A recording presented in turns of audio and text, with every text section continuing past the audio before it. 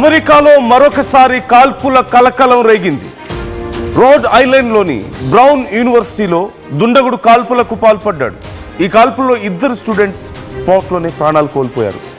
మరో 8 మంది పరిస్థితి విషమంగా ఉన్నట్లుగా తెలుస్తోంది. బ్లాక్ డ్రెస్లో వచ్చి ఈ కాల్పులు జరిపినట్లుగా ఆ దుండగుడిని చూసిన వాళ్ళు చెప్తున్నారు. విద్యార్థులు ఫైనల్ ఎగ్జామ్స్కు హాజరవుతున్న టైంలో ఈ ఘటన చోటు చేసుకుంది. కాల్పుల ఘటనపై ట్రంప్ తీవ్ర దిగ్భ్రాంతి వ్యక్తం చేశాడు. ఈ ఘటన ఇప్పుడు మరొకసారి అమెరికా వ్యాప్తంగా భయాందోళనను రేకెత్తించింది. గతంలో ఒకసారి మనం చూసాం, ఒక చిన్న పిల్లల పార్టీలో ఒక బర్త్డే పార్టీ జరుగుతుంటే అందులోకి వెళ్ళి కాల్పులకు తెగబడితే చిన్న పిల్లలు ప్రాణాలు కోల్పోయారు. అండ్ నౌ ఇప్పుడు ఒక దుండగుడు ఒక యూనివర్సిటీలోకి వెళ్ళాడు. ఈవినింగ్ అరౌండ్ 4:15 సమయంలో ఈ ఘటన చోటు చేసుకుంది. You can see on screen, అక్కడ మీరు చూస్తున్నారు పోలీసులందరూ వచ్చారు. అంతా వెహికల్స్, పోలీస్ వెహికల్స్, అలాగే ఫైర్ ఇంజిన్, సైరన్స్, అంతా గందరగోళం. అక్కడ ఉన్నటువంటి విద్యార్థులు ప్రాణభయంతో పరుగులు తీస్తున్నటువంటి పరిస్థితి కనిపిస్తోంది. అక్కడ ఫైరింగ్లో ప్రాణాలతో బయటపడ్డ ఒక వ్యక్తి చెప్తున్నాడు. పోలీసులు వచ్చేసరికి అతను ఆ లైబ్రరీ దగ్గర కింద పడుకొని ఈజ్ ప్లేయింగ్ డెడ్, చనిపోయినట్లుగా అతను యాక్ట్ చేస్తూ అక్కడే పడుకొని ఉన్నట్లుగా తెలుస్తోంది. ఎప్పుడైతే పోలీసులు వచ్చి పోలీస్ సైరన్ వినపడి పోలీసులు దగ్గరకు వచ్చారో అప్పుడు మాత్రమే అతను లేచాడట. ఎంత హారిబుల్ కండిషన్లో అతను ఉండుంటాడో మీరు చూడొచ్చు. ఎటు నుంచి ఆ దుండగుడు వస్తాడో, ఎప్పుడు ఎవరి మీద కాల్పులు జరుపుతాడో తెలియని పరిస్థితి కనిపిస్తోంది. అయితే మొదట్లో ఆ వ్యక్తిని పట్టుకున్నామని చెప్పేసి, కాల్పులు జరిపిన వ్యక్తిని పట్టుకున్నామని చెప్పేసి కొంతమంది పోలీసులు చెప్పారు. కానీ later on it's confirm that ఎవరిని పట్టుకోలేదు. ఈవెన్ దీనికి సంబంధించి ట్రంప్ కూడా దిగ్భ్రాంతి వ్యక్తం చేశారు. ఆయన కూడా ఒక పోస్ట్ చేశారు దీనికి సంబంధించి. ఒకసారి నేను ఆ పోస్ట్ కూడా చదివి మీకు వినిపిస్తాను. ట్రంప్ ఏమన్నారో చూద్దాం. ముందుగా the Brown University police reverse their previous statement, the suspect is not in custody. ముందుగా సస్పెక్ట్ కస్టడీలో ఉన్నారు అంటూ సమాచారం వచ్చిందట. కానీ తర్వాత మళ్ళీ బ్రౌన్ యూనివర్సిటీ పోలీసులు చెప్పారట ఆ ప్రాంతానికి సంబంధించిన వాళ్ళు కస్టడీలో లేరు అని. అండ్ మరొక పోస్ట్ కూడా చేశారు Trump. I have been briefed on the shooting that took place in Brown University in Rhode Island. The FBI is on the scene. The suspect is in custody. God bless the victims and the families of the victims. So ఆ తర్వాత మరొక చేసినటువంటి post, అంటే ముందు ఈ post చేశారు, నాకు విషయం తెలిసింది, సస్పెక్ట్ పోలీస్ కస్టడీలో ఉన్నాడంటూ కూడా తెలుస్తుంది, సో గాడ్ బ్లెస్ విక్టిమ్స్ అంటూ ఆయన చెప్పారు. కానీ ఆ తర్వాత మళ్ళీ లేదు, పోలీసులు నాకు ఇన్ఫామ్ చేశారు కస్టడీలో లేడట, విక్టిమ్ దొరకలేదట అని చెప్పేసి మరొక పోస్ట్ కూడా చేశారు. అక్కడ సహాయక చర్యలు తీసుకోవాలని అధికారులను ఆదేశించారు. It's very panic situation there and it's repeating again and again for almost every 4 to 5 days or for every 1 week ఏదో ఒక కాల్పుల ఘటన అమెరికాలో జరుగుతూనే ఉంది. ఎంతోమంది అమాయకులు ప్రాణాలు కోల్పోతున్నారు. Now it's in university. సాయంత్రం సమయంలో 4:15 సమయంలో అండ్ సమ్ ఎగ్జామ్స్ జరుగుతూ ఉన్నాయి. అక్కడ స్టూడెంట్స్ అందరూ ఎగ్జామ్స్కి ప్రిపేర్ అవుతూ ఉన్నారు. సడన్గా ఒక్కసారిగా కాల్పుల మోత వినపడింది. ఎవరికి ముందు అర్థం కాలేదు ఏం జరుగుతుందో అనేది. చాలా భయాందోళనకు గురయ్యామని చెప్తున్నారు. పరుగులు తీయడం మొదలుపెట్టారు. ఎవరో గట్టిగా అరిచిన సౌండ్స్ వినపడ్డాయి. తీరా చూస్తే 2 ఒకటికక్కడే ప్రాణాలు కోల్పోయారు. And 8 were injured. 8 మంది తీవ్రంగా గాయపడ్డారు. Now they are in hospital. Some of their condition is very critical అంటూ తెలుస్తోంది. They are in very critical condition. Now మృతుల సంఖ్య పెరిగే అవకాశం ఉందని కూడా చెప్తున్నారు. ఇంతకుముందు మనం చూసాం, ఒక 10 రోజుల క్రితం జరిగిన ఘటన. చిన్నపిల్లలు ఉండే పార్టీలో, చిన్నపిల్లల బర్త్డే పార్టీ జరుగుతుంటే అక్కడికి వెళ్ళి కాల్పులకు తెగబడ్డారు.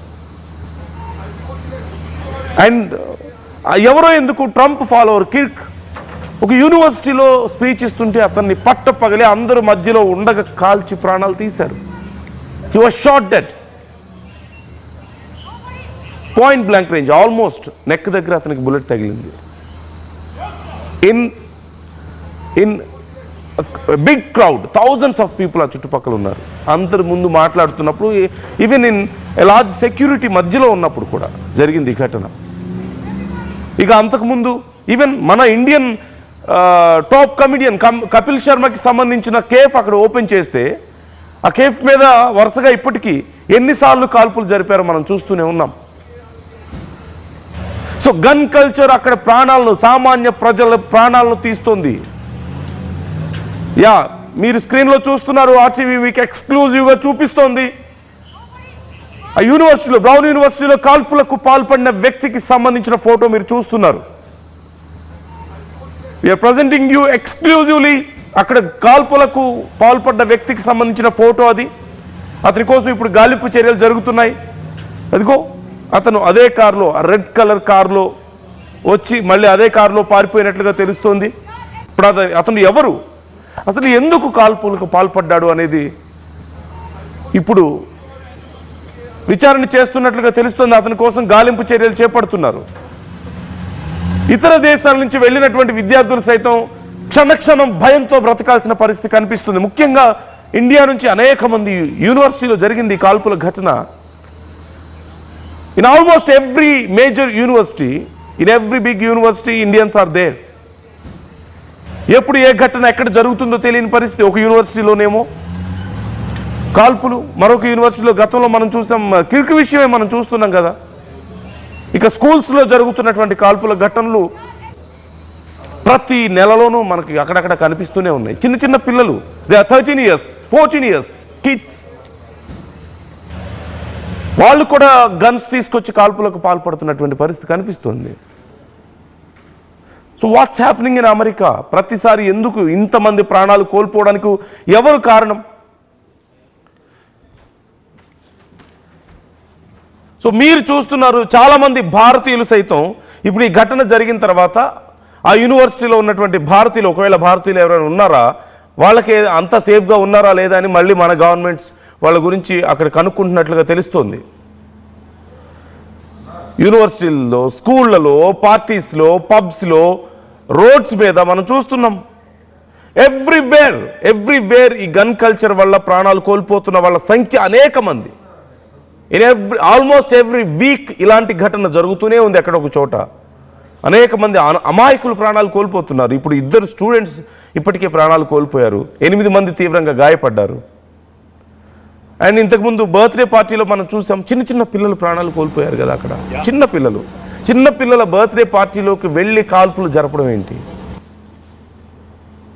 అంటే ఎంత భయంకరంగా పరిస్థితి ఉందనేది ఒకసారి అర్థం చేసుకోండి.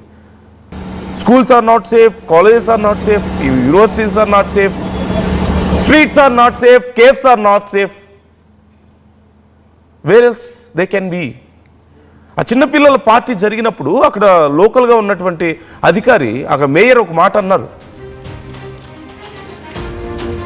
మీరు ఒక ఐస్ క్రీమ్ షాప్కి వెళ్తే కూడా మీ ప్రాణాలు సేఫ్గా లేవని మీరు భావించే పరిస్థితి వస్తే, if you are not safe even when you are in an ice cream parlor, when you are going for an ice cream, there is no meaning of this society అంటూ ఆయన చెప్పారు. అప్పుడు కామెంట్ చేశారు, అమెరికాలో సిచ్యువేషన్ అంత భయంకరంగా ఉంది అంటే మీ పిల్లల్ని తీసుకొని మీరు సరదాగా బయటికి వెళ్తే తిరిగి మీరు సేఫ్గా వస్తారో లేదో నమ్మకం లేదు.